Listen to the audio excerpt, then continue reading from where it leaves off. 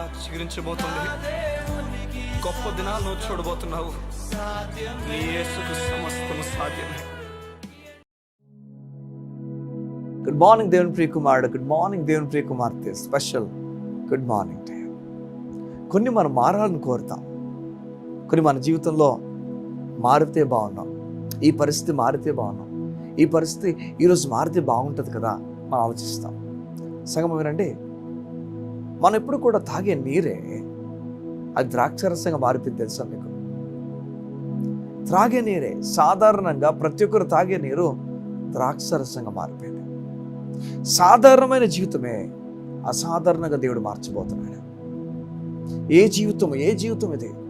ఏ జీవితం ఇది దేవుని పాదాల దగ్గరికి వెళ్ళిపోతుందో, ఏ జీవితం అయితే ఏసైని అంగీకరించి ఏసైని పట్టుకుంటుందో, ఏ జీవితం అయితే నా నీతి కాదు ఏసయ్య నీతి అని చెప్తుందో, ఏ వ్యక్తి అయితే దేని మీద ఆధారపడతాడో, ఏ వ్యక్తి అయితే దేని మీద ఆనుకుంటాడో, ఏ వ్యక్తి అయితే అయ్యా నా బట్టి కాదు నీ బట్టే అని చెప్తాడో, సగమా ఆ వ్యక్తి జీవితం ద్రాక్షరసంగా మారిపోబోతుంది. నీటి నుంచి దేవుడు ద్రాక్షరసంగా మార్చిపోతున్నాడు.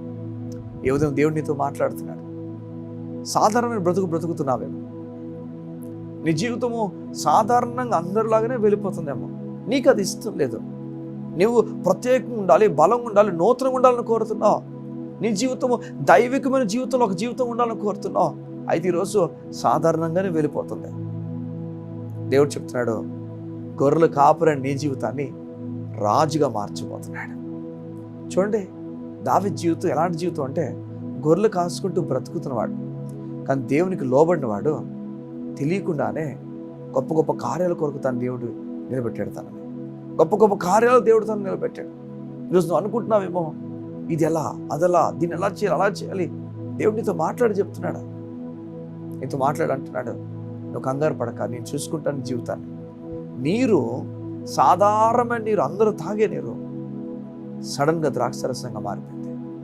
ఎలా మారిపోయిందంటే యేసయ్య మాట వలన మారిపోయింది.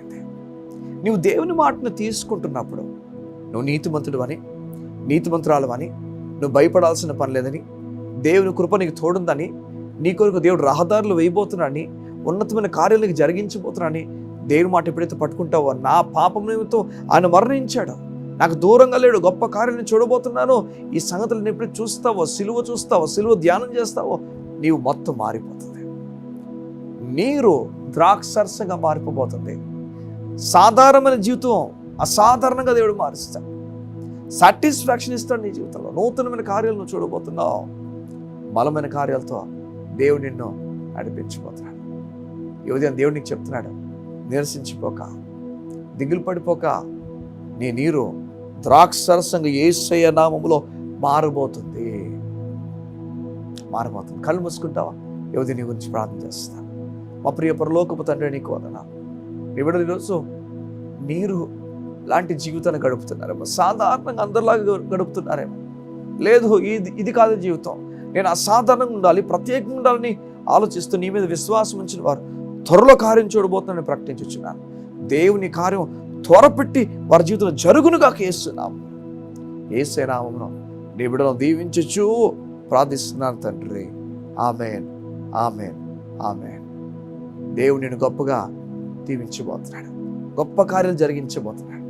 సాధారణమైన జీవితం కలిగిన వ్యక్తిగా నిన్ను అసాధారణమైన వ్యక్తిగా చేయబోతున్నాడు. God bless you. See you tomorrow.